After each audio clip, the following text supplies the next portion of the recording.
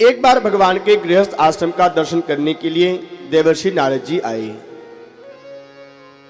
प्यारे संसार वालों, आपका गृहस्थ आश्रम सुंदर है या नहीं, यह निर्णय आपके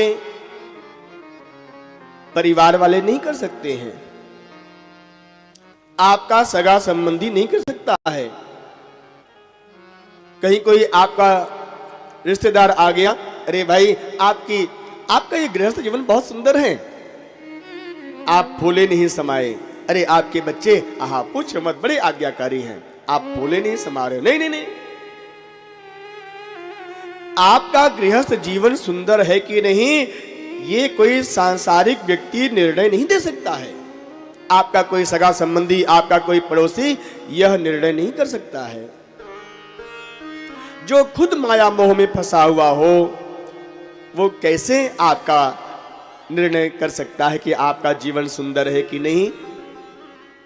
या देखो, भगवान श्री कृष्ण का गृहस्थ जीवन सुंदर है या नहीं, निर्णय देने के लिए कौन आया मालूम है?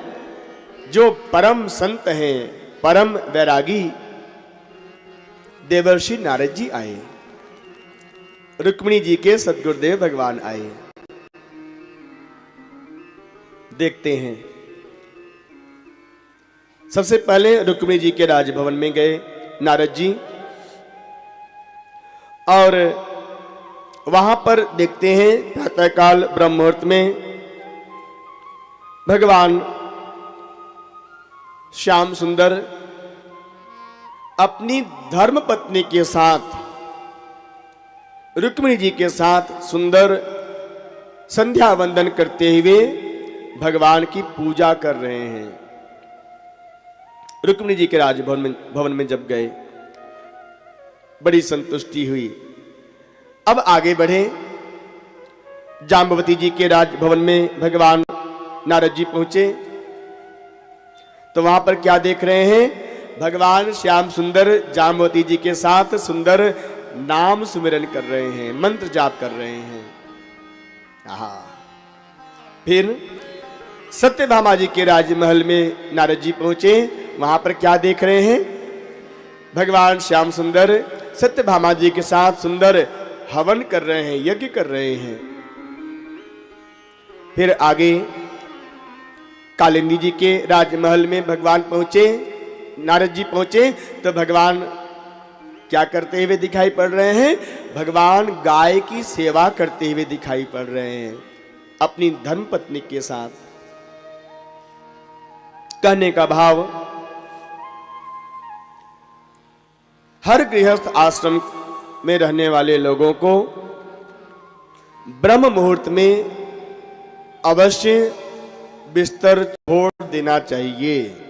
मैं बिस्तर छोड़ने की बात कर रहा हूं, जगने की बात नहीं कर रहा हूं। कई लोग कहते हैं महाराज हम तो श्री राधे, हम तो 4 बजे उठ जाते हैं, ठंडी का समय 4 बजे हम उठ जाते हैं, आँख खुल जाती है। अच्छा, क्या करते हो?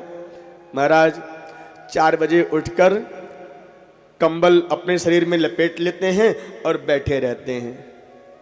किस लिए भाई? पत्नी गरम गरम पानी लेके आती है, फिर चाय लेके आती है, और आप क्या करते हो भाई? हम तो बिस्तर में बैठे रहते हैं। महाराज कौन से बिस्तर में? जहां आप रात में सोए थे, उस बिस्तर पे नहीं।